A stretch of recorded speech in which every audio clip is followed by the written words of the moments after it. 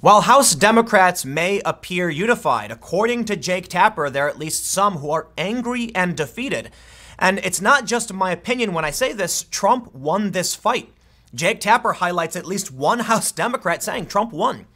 The Democrats were trying to distance themselves from the far-left squad, Ilhan Omar, Ocasio-Cortez, Ayanna Pressley, and Rashida Tlaib, and Trump forced them to circle the wagons and prop them up. Trump even went on to highlight the Ilhan Omar marrying her brother controversial story, whatever you want to call it, making Ilhan Omar front and center for the Democrats. Now, Ilhan has said many offensive things in the past, and this is one of the reasons why Trump has singled her out to put her front and center in this debate. The other night at a rally, Trump's base in this event were chanting "send her back." Many people are criticizing Trump for this, but there's criticism to go all around. So today, let's take a look at exactly what's going on with the Democrats, the response to Jake Tapper's thread showing the Democrats are angry and defeated, and how is the left responding? They're claiming Jake Tapper is fake news. Okay, they didn't explicitly say fake news, but it's the same game. Whenever press comes out that makes one side look bad, they'll be like, hey, that's not true. But sometimes it is. So let's take a look. We'll start with Jake Tapper's Twitter thread. Before we get started, head over to timcast.com/donate if you'd like to support my work. There's a PayPal option, a crypto option, and a physical address. But of course, the best thing you can do, just share this video because YouTube no longer recommends, for the most part, independent commentary. We've all been deranked. That means if you think my videos are good, I ask you to share them to help spread the videos, I guess. So Jake Tapper tweets, House Democrats appear unified in their votes this week, but I've spent the day talking to a bunch of them, and many are extremely frustrated. All agree POTUS's tweets needed to be condemned. They spoke under the condition of anonymity, so they could be candid. First, he says, quote, the president won this one, said House Dem 1 of the Trump v. Squad showdown. What the president has done is politically brilliant. Pelosi was trying to marginalize these folks, and the president has now identified the entire party with them. I gotta say, I agree. That's the premise of my past videos. But let me stress, possibly the biggest story of maybe even Trump's presidency is that he's effectively ending asylum for people who travel through third countries to get here. Where's the news? Congratulations, you're playing Trump's game. And I want to stop real quick because my mentions are full of angry leftists making fun of me for pointing this out in my previous video, and I'm shocked. Here I am saying, guys, the president is ending asylum for Central Americans, and they're laughing, saying, oh, please, Trump isn't playing 4D. Okay, he's done it. They don't even care. And you know, I'm of the opinion that they never cared about migrants. It's just about fighting Trump, and Trump knows this. So he throws out whatever bait he thinks they want, and they go right for it, and they ignore the actual policies. But let's read more of Jake Tapper's thread. He says, another issue. What are Dems focused on? Is it what will help the class of 2018, largely more moderate than the squad, get reelected? Democratic Rep number 2. The president's words and actions speak for themselves. We need to focus on the issues that got them here, jobs, healthcare. 4. Instead of the issues the president brings up deliberately, anything that takes away from bread and butter issues is playing into his hands. And even when they can see it, they can't help it. Look to the right on the screen, number 3 trending in the US. I stand with Ilhan. Trump's done it. He's got them distracted. He's got them frustrated. They're spinning in circles, and it's unfortunate, but they can't help themselves. They are being pressured into this by a desperate and hungry vulture class of media that care nothing for migrants, that care nothing for healthcare. They only care about hot button issues that will generate clicks. And while the Democratic politicians can see this, they are helpless to stop it. The media is running wild. And I think the media is to blame for the political divide in this country. Conservative media gonna do what conservative media does, but left-wing media doesn't care. They're venture-backed and driven by profit, and that results in skewed far-left nonsense that plays right into Trump's hands because Trump's tweets are money. Trump's tweets are outrage, so they're not focusing on issues anymore. Let's read on. Tapper continues. Other House Democrats are conflicted about having to defend the squad given things they've said and done. House Dems cited talk of supporting challengers to incumbent Dem in primaries, AOC's use of the term concentration camps, anti-Semitic comments by Tlaib and Omar. This perceived selective outrage rankled some Dems. Everybody was completely outraged by what the president said. Said House Dem number 3. And everybody thought it was appropriate to criticize him. But this was the first time the House had taken action to criticize him in any way. We couldn't even bring ourselves to have a resolution exclusively condemning anti-Semitism uttered by one of those members, Omar. But we leapt to their defense here. A few House Dems noted that Omar and Tlaib just introduced a resolution affirming the right of Americans to boycott, perceived as an expression of support for the anti-Israel BDS movement that most House Dems oppose. So we'll hear a tirade of attacks on Israel from the same group, said House Dem number 3. Hopefully they won't be anti-Semitic. House Dem 4 also brought up that bill coming from someone with a history of anti-Semitism, Omar. So yeah, it's challenging. House Dem 4 recalls that less than 2 weeks ago, when members of our caucus were trying to support funds for children at the border, the squad was arguing that we're pro putting kids in cages, we're against human rights. So there's frustration. Tapper goes on.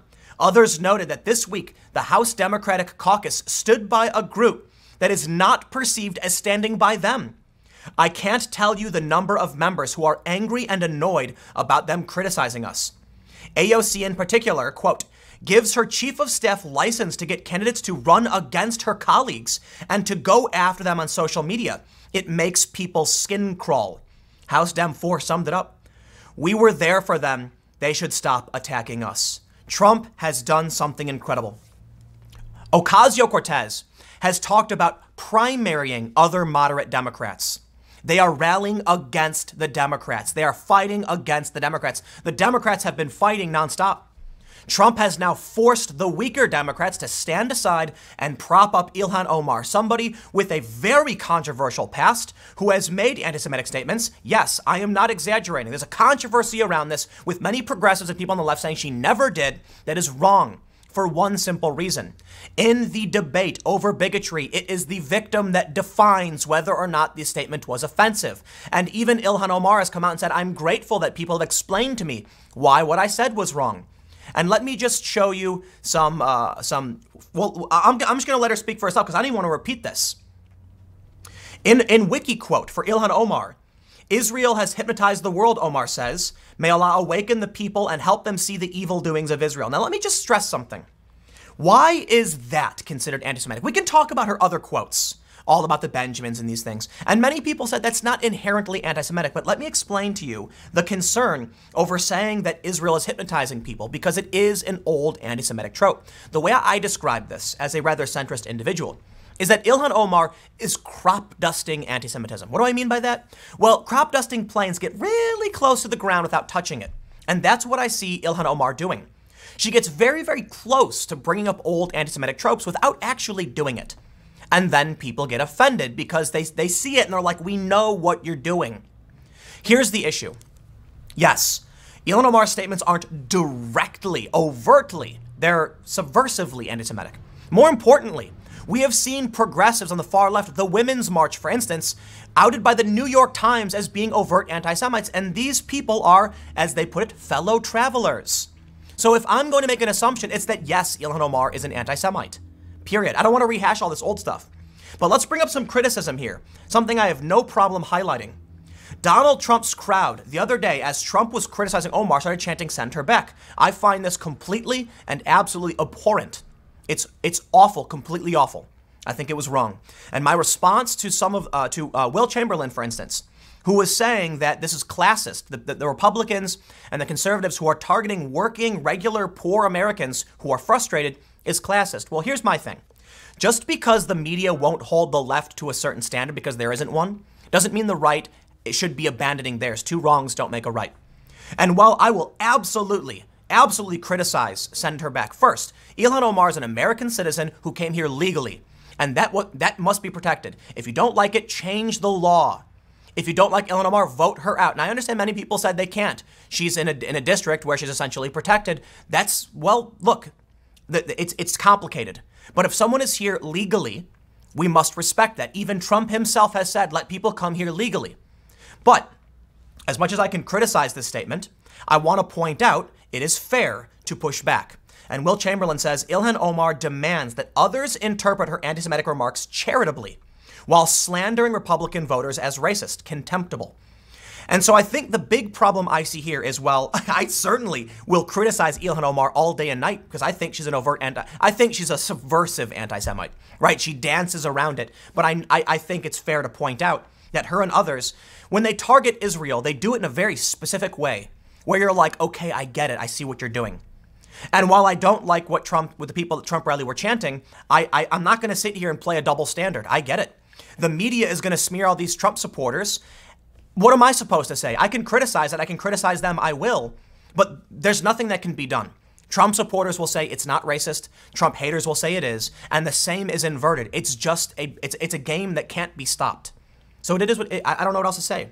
But let's get back to the point, because I don't want to make this a pity party for people and highlighting offensive things. You can all have your opinion and frame it however you want, because I recognize the media will say Trump is, the Trump supporters will say Trump isn't, and there's nothing you can really do about it. People will see that, and they're going to hold those views whether or not they like the president or don't.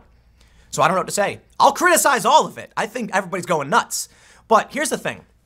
Back to the main point about Trump winning.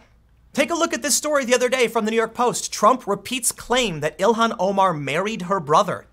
It's a claim.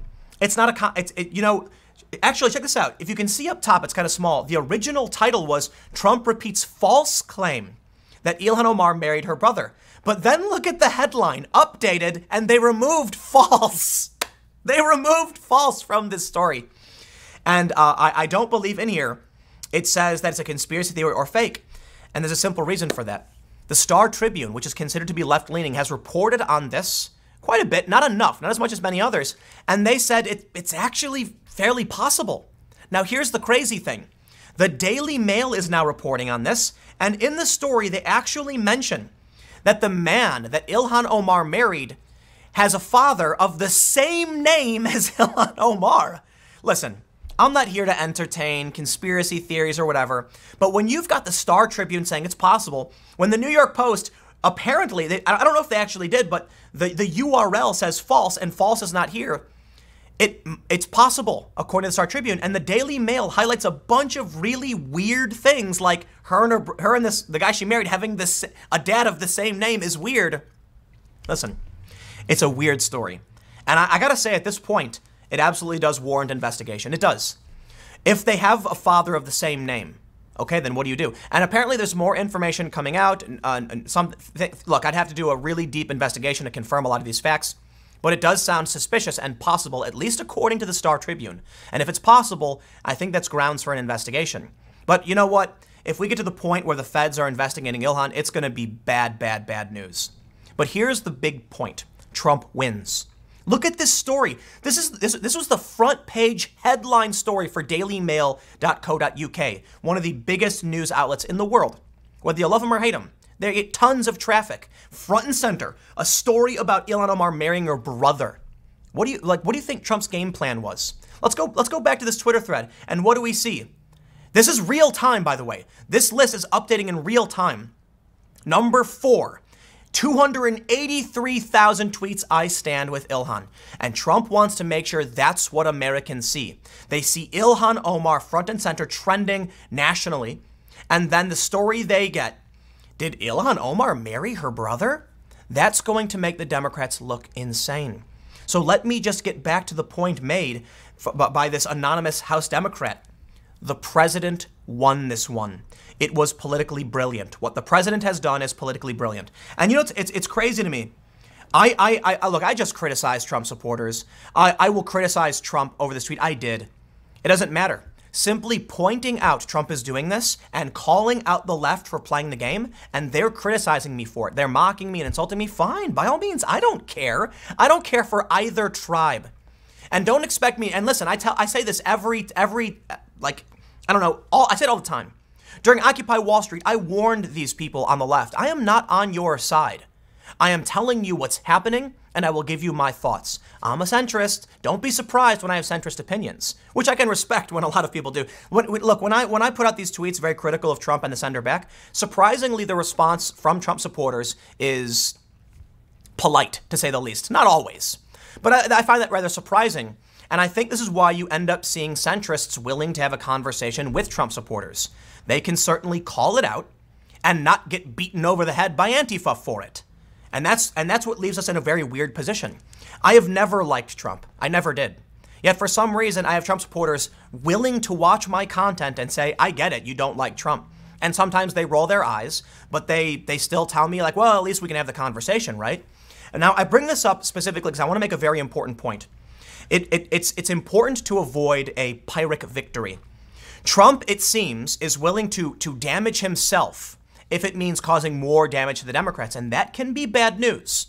Trump isn't guaranteed a 2020 win. I certainly think he will, but you definitely need the moderates, and you can't make the same mistake that the left has made. So let me highlight some very interesting information, if I can figure out where I put it. I believe it was, well, first let's do this. Not Will Chamberlain, not this one yet, Eric Weinstein. This is what I want to highlight. Eric Weinstein says even, Donald Trump tweeted this. The Republican Party is the party for all Americans. We are the party of the American worker, of the American family, and the American dream. This is the proud banner the Republican Party will carry into the RNC next summer in the great city of Charlotte. And Eric Weinstein said, even AOC and Rashida Tlaib, do make up your mind. May I share what I love about our nation, Mr. President? You have a constitutional right to tell me I can go back to my shtetl in Ukraine, and I have the ability to openly mock your calculated bigotry and baiting with zero fear. I highlight this as to highlight the criticisms coming from someone like Eric Weinstein, but also to point out Eric is an intellectual dark web type. Dave Rubin said on stage, and I forgive me if I'm getting you wrong, Dave, but he said something to the effect of he would rather have Trump than any of these identitarian, far left Democrats.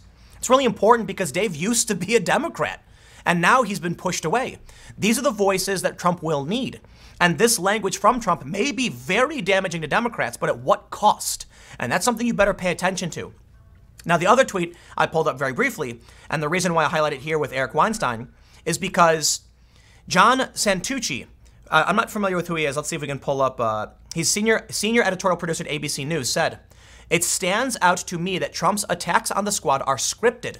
To see him do this from the teleprompter and not off the cuff is so unlike him." So this was planned. Okay, Trump did this on purpose. But there are some really important points that I want to make sure I can highlight that, let's just get into it, right? The Washington Post said, why Trump's tweets probably weren't an effort to distract from migrant camps. And they totally missed the point.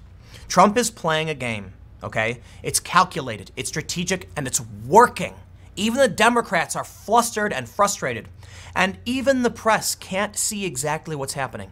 They got close. The Washington Post says Trump wasn't trying, we thought about it. Trump's not trying to distract from the migrant camps. No, Trump is trying to distract from this story. The ACLU sues over asylum rule change. Lawfare. This is from Lawfare blog. Where's the big news? Where's the breaking story? Where's the cable coverage? It's not here. So check this out. Back over at the Washington Post story. He shows this graph. Cable news mentions of camps and Trump tweets. Trump's tweet coverage got way more coverage. Trump's tweets gets way more coverage than talk of migrant camps, okay? And they say that the talk of migrant camps has been static. It hasn't gone up or down. And this shows Trump's plan worked. And the Washington Post can't even see it. You know why? Trump announced he was ending asylum for the most part. You would think talk then would increase. It's a major breaking story, but no, it stayed the same. Trump has flicked off the Democrats in the media, and they are too egotistical to realize that Trump is making massive changes on the other side with his right hand. He knows what they want.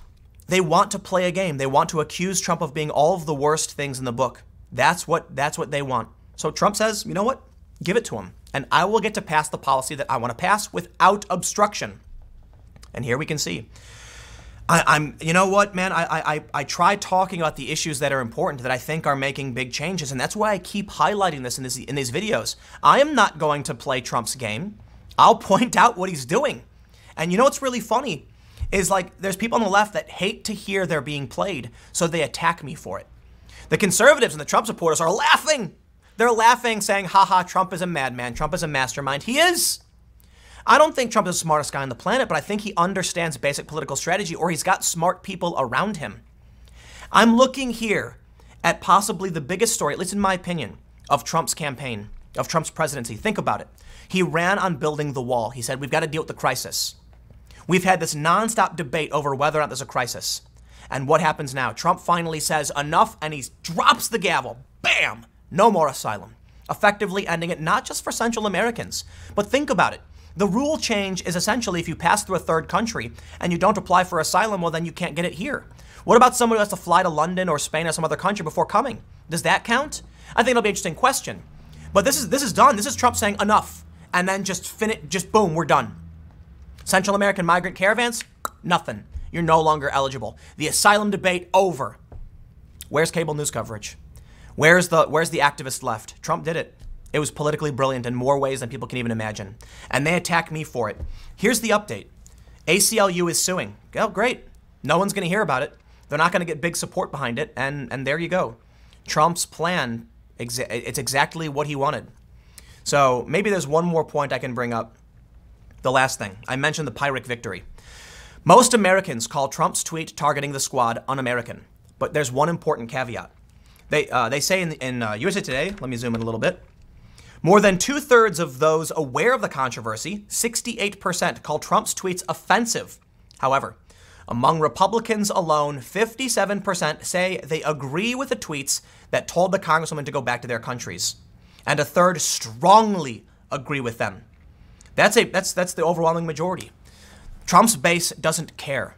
They like Trump. They will support Trump. They especially love that Trump is playing this game, and they can see it. I didn't see it at first. It was Trump supporters saying, Tim, you missed it. Trump's playing, he's playing them for fools. And I was like, wow, I didn't see it. And they were right. And the Democrats are even saying it was politically brilliant. But even though the left knows it's happening, they refuse to accept they're victims of Trump's silly manipulations. So they insult me, they attack me in my mentions, and they say Tim is wrong. I don't care if I'm right or wrong.